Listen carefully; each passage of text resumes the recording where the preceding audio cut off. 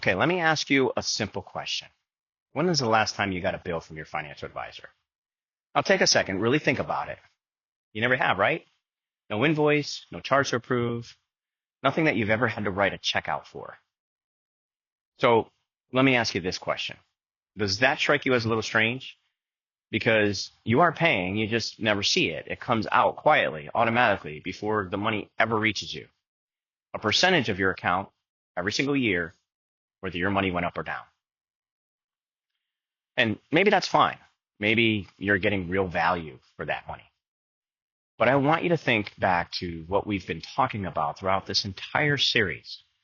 Remember, a big piece of your retirement account was never really yours. A chunk of it belongs to the IRS, their future tax, just sitting in there, waiting. So now, put those two things together. If you're paying a fee on the whole balance, and part of that balance is the government share, then what are you actually paying to do? Well, you're paying every single year to grow and manage and protect money that you will never get to keep or use. Now, does that sit right with you?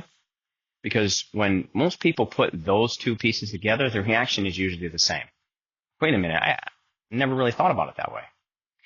So stay with me, because once you see how much that quietly adds up to over a full retirement, you're going to look at your retirement statement very differently. And I'm going to show you what can actually be done about it. Now, let's start with why almost nobody notices this in the first place. If every year your advisor sent you a bill, an actual invoice that said, here's what you owe me this year, you'd look at it, you could feel it, and you might even shop around. But that's not how it works. The fee is taken out automatically, right off the top before you ever see the number. It's a percentage of everything in the account, quietly deducted year after year. And I've sat across from so many people who had no idea what they were actually paying. Good, smart people.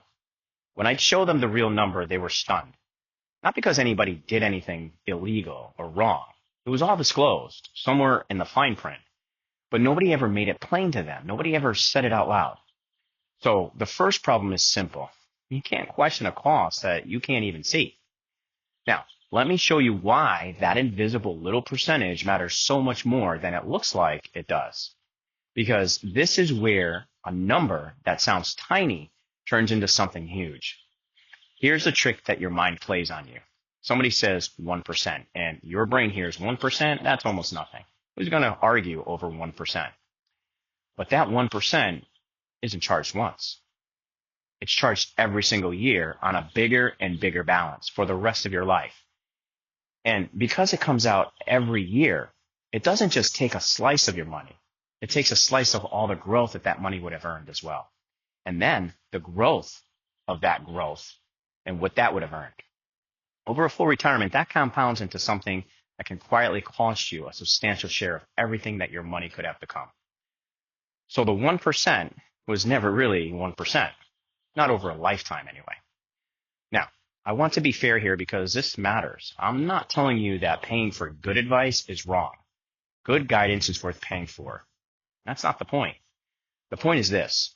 Most people are paying that ongoing percentage invisibly for decades on a balance that includes the government share, often on money that's fully exposed to the market at the exact stage when life should be protecting it.